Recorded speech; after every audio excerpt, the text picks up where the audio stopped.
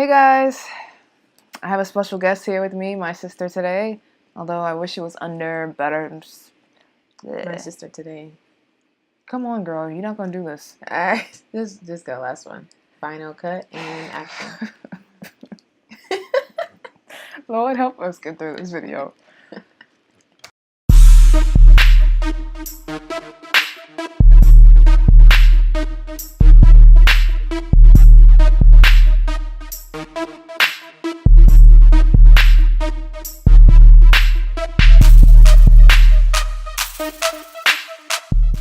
I have a special guest here with me today, my lovely sister. Hello. Although I wish it was under better circumstances. This week has been super tough for the both of us. I know. Come on.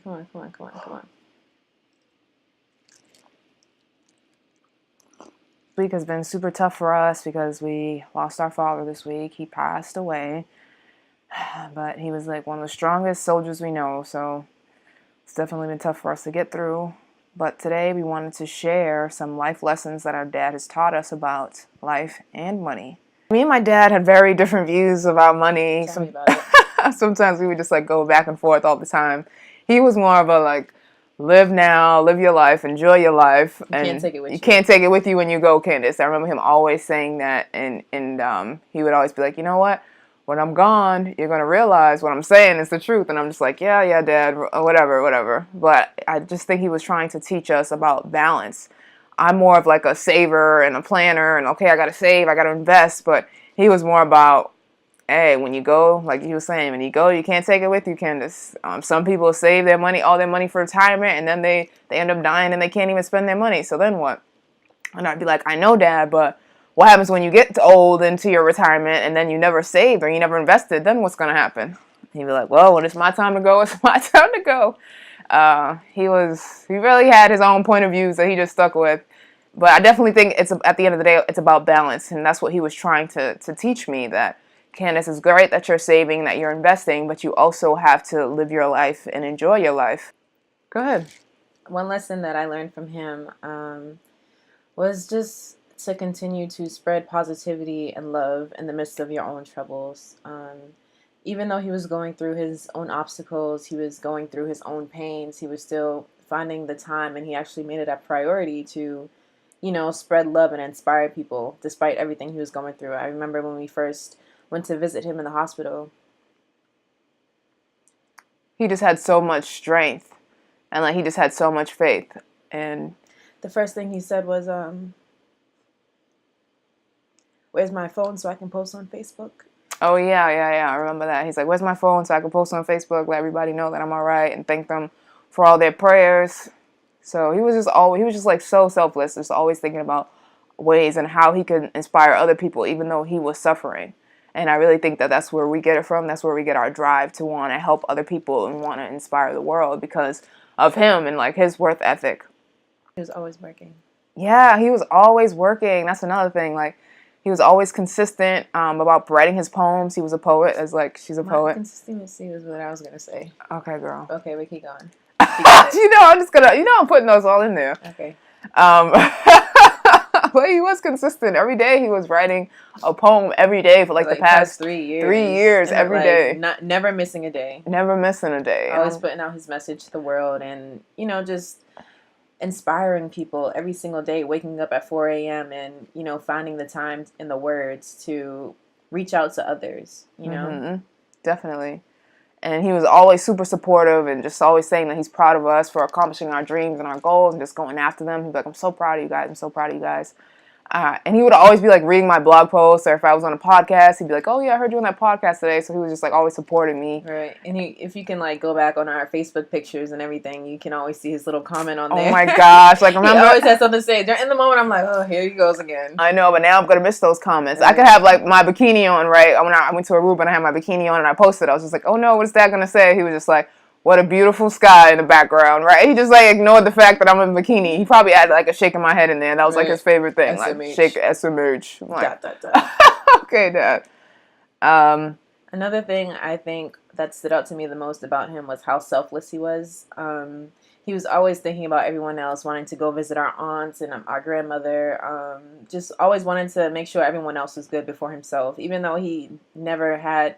It's not like he had everything, you know what I mean? Even though he didn't have everything, he was still willing to give his last to everybody else. Mm-hmm. And I always admired that about him because it's just very selfless, and I feel like that's what love is. And I remember in one of his videos, he said, "Love is when you love someone else more than you love yourself." And I feel like that was the one message that he tried to drill into us. Basically, how we just have to love, you know, the importance of love, and how love is selfless, and love is giving, and love is patient, and love is kind, and love is positivity, all these things. And I just feel like we have to make sure you keep that at the forefront of our minds, despite everything else that may be wanting us to feel otherwise. And also sacrifice. I remember I had wrote a blog post, because like I said, he's always reading my blogs. And I had wrote a post about, oh, well, everybody has to do the right thing today so that when you're 50s and 60s, you won't be suffering. And he texted me like, struggling. Oh yeah, I wasn't like struggling. It was struggling. You wouldn't be struggling. And he was like, I wouldn't necessarily call it struggling. I would call it sacrificing. You know, when you have kids, you got to sacrifice. And I've done everything for you guys so you can be where you are. So though he might not have been investing in stocks or in retirement, he was investing in us. And I think that that's like the biggest, also, the biggest investment that you can make is in your children. In your children. And just like instilling the values. I feel like he always wanted to show us what it meant to be treated like princesses, you know, even in the little things, whether it was like buying us these bracelets. I remember he got us these bracelets for Christmas, even though I know he was like, he didn't have as much as he wanted to give. He was just like, oh, I just got this for you guys because, you know, I love you and I want you guys to know what it means to be treated like queens. He called us his diamonds. Right. So he was always like, you know, just wanting to give us and show us even in the little things. Opening our door for us, opening the car door, or opening like a store door. He'd be like, this is what a guy's supposed to do for you. Remember this. Our chairs out, you know, like all the little things that, you know, chivalry, it's not dead. And I feel like that's what he wanted to drill into us, is that it's still alive. Love is alive. He used to always just talk about, you know, find true love and make sure that that person treats you correctly. And I feel like that's something that he really drilled into us. And I'll always love him for that, you know. Definitely. And for everything else, of course. Of course. He was just so... he was so wise, too. Like, I wouldn't be young and wise without my dad. Like, and my mom, too. Love her, too. But, like, definitely my dad. We get our drive from him. We get the love for, like, inspiring others from him. I know I get my stubbornness from him. Oh, you definitely... Girl. I feel like we were so much alike. Like, sometimes I would, like, write a poem, and I wouldn't even show him the poem, but then I'd go and read his poem, and he'd have a line that was, like, just like the line that I wrote in my poem, and I'm like, yo, I would text him, like, oh, my gosh. I would take a screenshot of what I wrote, like, oh, my gosh, I just put this in my poem, and you just posted that, so I just feel like we were so connected in on the same wavelength, yeah. But yeah, so we just wanted to share a few life lessons and money lessons that our dad has taught us. Just because, like, in his last days, especially, he was posting on Facebook every day his videos. Another day on God's green earth. Don't conform to the norm. Don't conform to the norm. Be an individual. Be you. The unique individual that you were meant to be. Yeah, so he was always, you know, still doing his thing. So I feel like we can't really stop inspiring others, even though during this, it's a difficult time. Like, he wouldn't want us to be down and sad, because I know he's in a better place. And he was still posting despite his own battles and pain that he was going through. So, thanks for watching. Thanks for watching, guys. Remember, don't conform to the norm. Don't conform to the norm. Be the original you that you were meant to be. Oh yeah, I forgot. I gotta close out. I hope you guys enjoyed this video. I'm Candice Marie. I'm Mel Shantae. And as always, be wise, stay humble, and build. See you later.